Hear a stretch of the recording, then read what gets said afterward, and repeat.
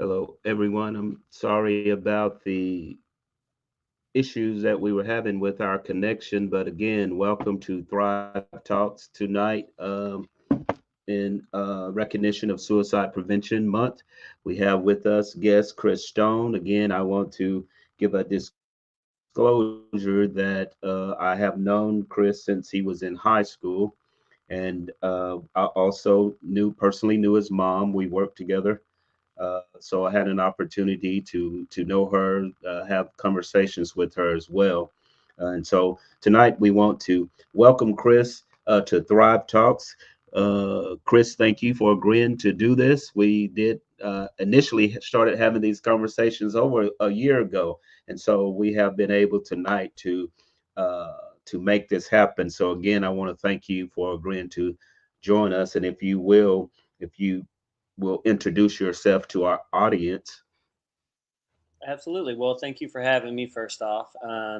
My name is Chris Stone. I am a physician assistant in orthopedic surgery with Houston Clinic Orthopedics here in Nashville, Tennessee. Prior to becoming a PA, I was an athletic trainer forever and spent most of my athletic training career in Southern Illinois.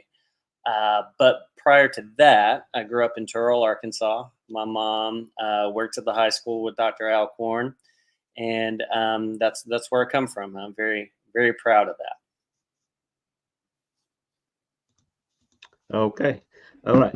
So, Chris, your story is both heart wrenching and it's incredibly important. So, to start, can you share with our listeners just a bit about your mother and what do you feel may have led to the circumstances?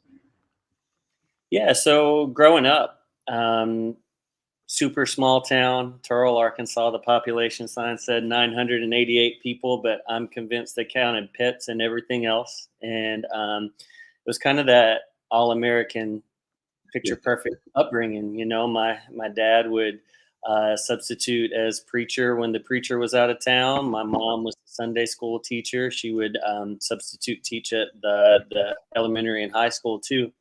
And you know, you would never know that anything was out of the ordinary. I think I was in the seventh grade the first time that my mom had what we called then a nervous breakdown, which is probably not the best way to describe it now, but that was the first time that we had our experience with her and with mental health and mental illness and everything else. My mom was the brightest light in the room. She had this incredible ability to make everybody that she talked to feel like they were the most important person in the world, feel like they mattered, feel like their story mattered.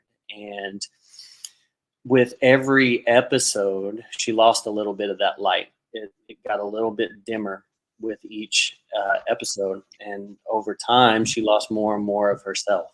And in 2004, so I was graduated, I was in undergrad at the time.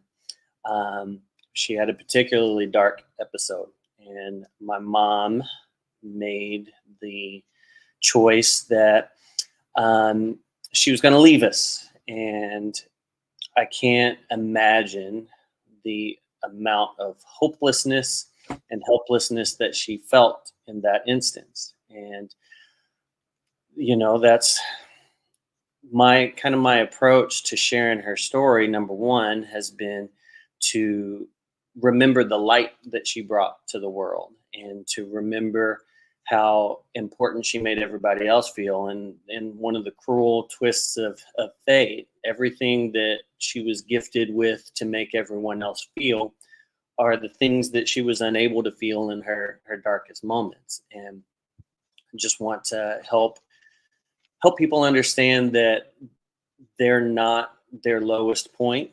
They're not their lowest. Um, they don't have to be defined by their hardest instance.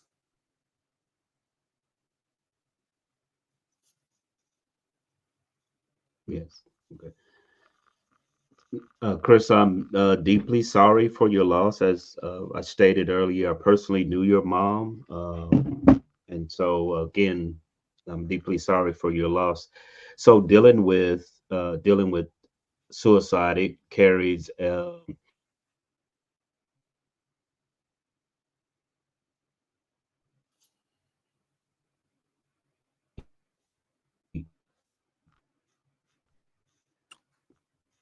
cope with this.